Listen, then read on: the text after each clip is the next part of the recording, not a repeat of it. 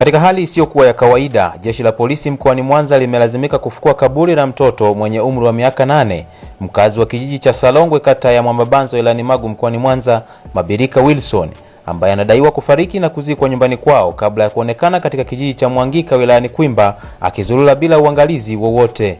Taarifa za mtoto huyo kuonekana wilayani Kwimba zilitolewa Aprili 28 mwaka huu baada ya kukutwa na wafugaji waliokuwa wakichunga ng'ombe majarubani ambao walibaini kuwa amepotea na kutoa taarifa kwa jeshi la polisi kabla ya kubaini kwamba taarifa zake zina utata. Ili kupata ukweli wa swala hilo, jeshi la polisi mkoani Mwanza lilimchukua hadi nyumbani kwao na kutambuliwa na wazazi wake waliodai kuwa ni mtoto wao, huku wakidai kwamba baada ya kufukua kaburi wamebaini mwili uliomo sio wa mtoto wao. Huyu hapa kamanda wa polisi mkoani Mwanza Wilbrod Mutafungwa akieleza kwa undani kuhusiana na tukio hilo. Mtoto huyo inasemekana kwamba baada ya kuhojiwa alidai kwamba anaitwa Mabirika Wilson, na akaeleza kwamba yeye babake anaitwa Wilson na ni mkazi wa kijiji cha Salongwe ambacho kiko katika wilaya ya Magu. Baada ya kupata taarifa hizo, viongozi wa hicho kijiji cha Mwangika ambacho kiko katika wilaya ya Kwimba walitoa taarifa kwenye kijiji hiki cha Salongwe ambapo tupo kwa hivi sasa kuhusiana na mtoto huyo, pengine wazazi wake wapatikane, na wakipatikana basi waweze kuja kumchukua huyo mtoto. Sasa katika hali ya kushangaza, baada ya kuwasiliana na huyo ndugu ambaye anaitwa Wilson ambaye ni mkazi wa kijiji hiki cha Salongwe, Wilson alieleza kwamba yeye ana mtoto ambaye anaitwa Mabirika kweli, lakini akadai kwamba mtoto huyo alikuwa ni marehemu, kwa maana kwamba alikuwa amefariki siku ya tarehe 17 mwezi wa 4 mwaka 2023. Sasa wale viongozi wakashangaa, basi taarifa zikaanza kusambaa na hatimaye zikafika kwa jeshi la polisi la Kwimba, baadaye zikafika jeshi la polisi katika mkoa wa Mwanza. Kwa hiyo muda huo yule mtoto akachukuliwa na jeshi la polisi na kuhifadhiwa katika mazingira salama, lakini pia katika mazingira kuangalia pia afya yake. Mtoto huyo alikuwa anaonekana ana afya njema, lakini alikuwa na njaa. Kwa hiyo wasamaria wema wakatoa chakula na kumpatia chakula akala. Baada ya taarifa hizo sasa ikabidi sasa siku ya leo tufike katika kijiji hiki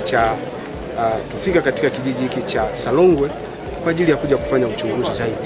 Baada ya kufika katika kijiji hiki tumeweza kuwahoji viongozi wa hapa, majirani na wazazi kwa ujumla, akiwepo mama mzazi wa huyu kijana ambaye alikufa hapa akazikwa.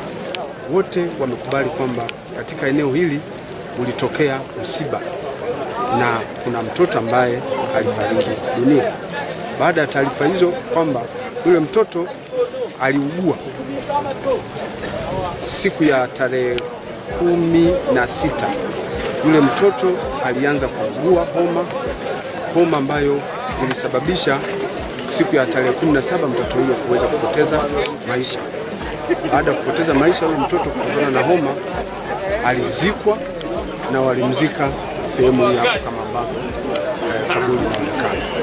Sasa katika hali hiyo jeshi la polisi tukaamua kufanya ufuatiliaji zaidi wa kitaalamu baada ya kuwahoji wazazi.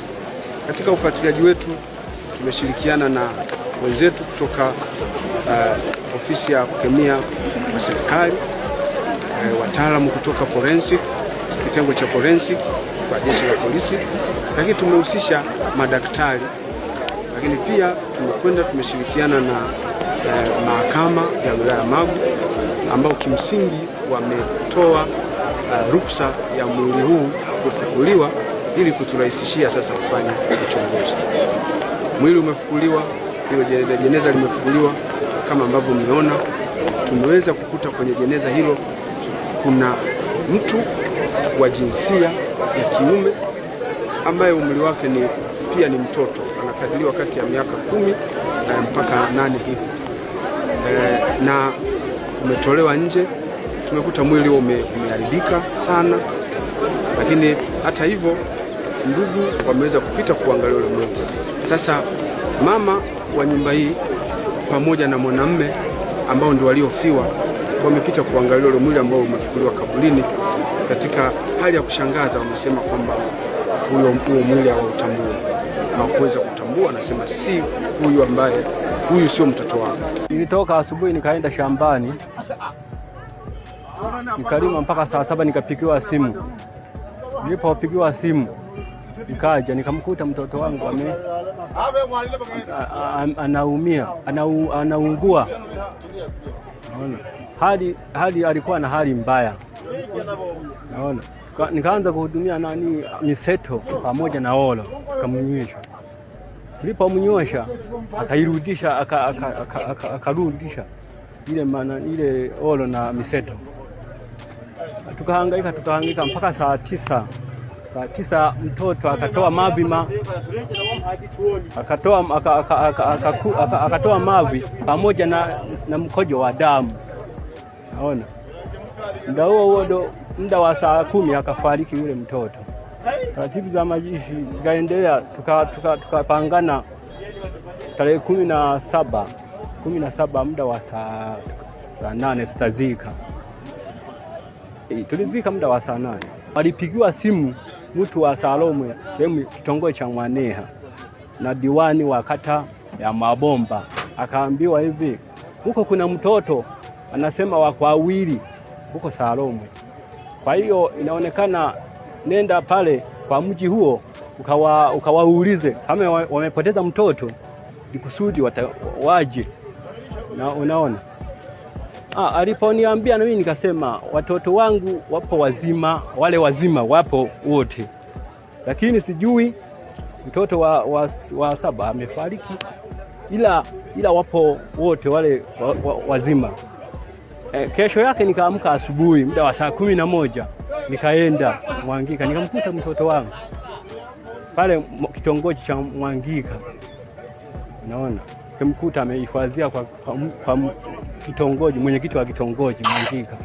Naona nikamwangalia, nikamuona, nikawaambia ndio huyu mtoto wangu, nimemjua. Nikawaeleza maelezo ya hivi, mtoto alikufa lakini huyu nimemwona ni mtoto wangu. Wakaniambia hivi, nikawaambia mimi niwapigie wale wa nyumbani nao waje washuhudie. Niliwapigia na wakaja na wakamwona yule mtoto, nao wakasema ni mwenyewe. Sasa labda ni vitu gani ambavyo vinakupa uhakika kwamba kweli ni mtoto wako? Labda kama na alama nyingine yoyote inayokushawishi kwamba ujue kwamba, yaani ana alama kwenye kidole cha chini cha miguu, na pale kwenye titi kuna kaalama. Na pale walipofukua kaburi, uliweza kutambua mwili gani pale ulipokwenda kuangalia kaburi lilipofukuliwa? Sikutambua chochote. Hakukuwa chochote? Sikutambua chochote. Kuna jeneza tu? Ilikuwa jeneza tu na mtu, lakini sikumtambua. Sura ilikuwa nyingine. Hakukuwa kuna mwili lakini wa mtoto mwingine?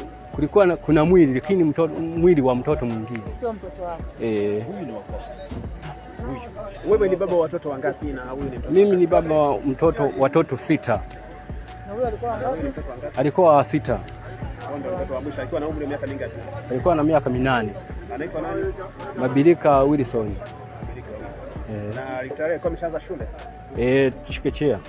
Shule gani? Salomwe. Shule ya primary. Salomwe. Asante sana.